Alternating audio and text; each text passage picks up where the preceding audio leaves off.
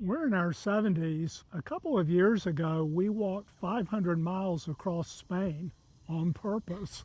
We're asked all the time, what did doing that really do to your body? Here's what the doctors and the research say, plus what we experienced. Here's the real truth, the good, the hard, and what surprised us most. First, what walking does for the heart. This is personal for us. Wick had heart valve replacement surgery in 2016, and walking has become an even bigger part of our lives as we age. When my cardiologist cleared me to get back on the trail, he didn't tell me to go out there and prove something. He told me that walking was exactly the kind of exercise that my heart needed, and that has stuck with me every mile since.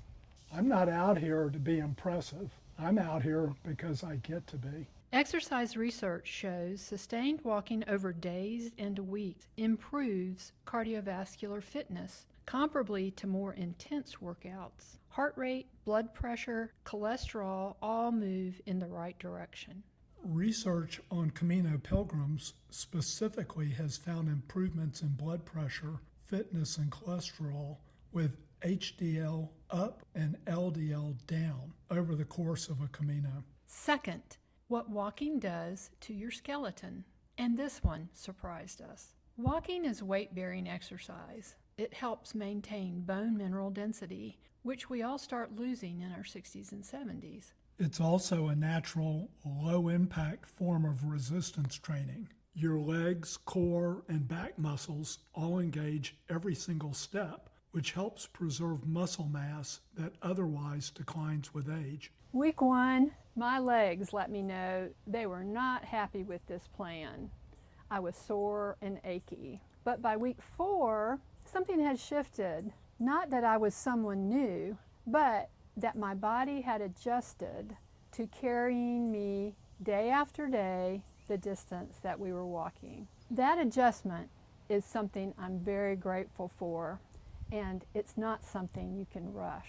This next one might be the most important for anyone over 60 because falls are one of the biggest threats to independence as we age. Walking, especially on uneven terrain like the Camino, trains coordination and balance, which directly reduces fall risk. That's part of why we don't just walk on treadmills to train. We also walk trails. Here's one more that surprised us, and it's not just physical. It reaches your mind and your sleep, too. Research on walking and healthy aging links regular walking to better sleep, improved mood, and a lower risk of cognitive decline, on top of everything we've already covered. And the numbers on simply walking more, even without a 500-mile trip, are striking on their own. Large studies following older adults found that every extra 1,000 steps a day is tied to a significantly lower risk of death from any cause. And for adults over 60, the benefit levels off around 6,000 to 8,000 steps a day. You don't need to walk across Spain to get real benefit. You just need to move more than you did yesterday. We noticed it ourselves on the Camino. We slept harder, worried less, and felt more like ourselves by week 3 than we had in years. And that's the reason we call walking the Camino de Santiago life-giving. It makes us feel more like ourselves every time we walk. Now, we're not going to pretend it's all upside. Here's what nobody tells you. The number one complaint among Camino pilgrims of every age has to do with blisters and feet. We believe this is usually caused by ill-fitting shoes and socks, or not breaking shoes in gradually before you get to the Camino. Soreness and fatigue in the first week as the body adapts are real, expected, and temporary. Sore is normal. Aches are normal. Sharp pain that changes how you walk is not normal. And knowing that difference is worth more than any amount of extra mileage. On our very first Camino back in 2007, I got a stress fracture in my right foot on day 1 crossing the Pyrenees. My pack was way too heavy and I hadn't listened to my body. I had to stop walking early that year. It was a very hard lesson, but it taught me something I'm really grateful for.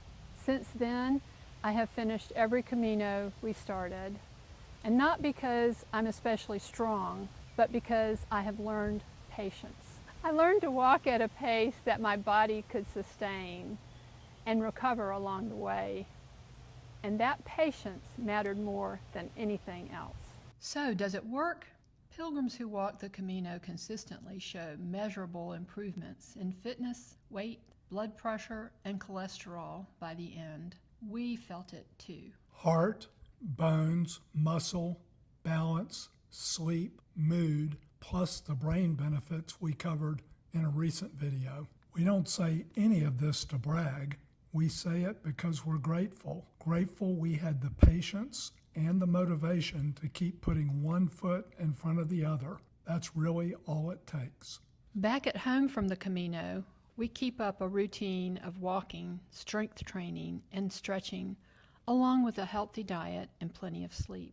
This healthy lifestyle means we get to keep saying yes. Yes to a walk, yes to a game of wiffle ball with the grandkids, yes to picking them up when they ask. That's the real reward.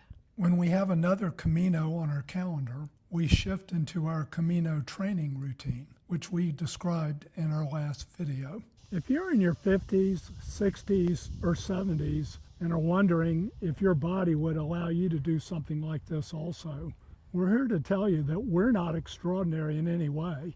And what we did was just show up day after day, even on the hard days, and just taking it step by step. Thanks so much for watching this all the way through.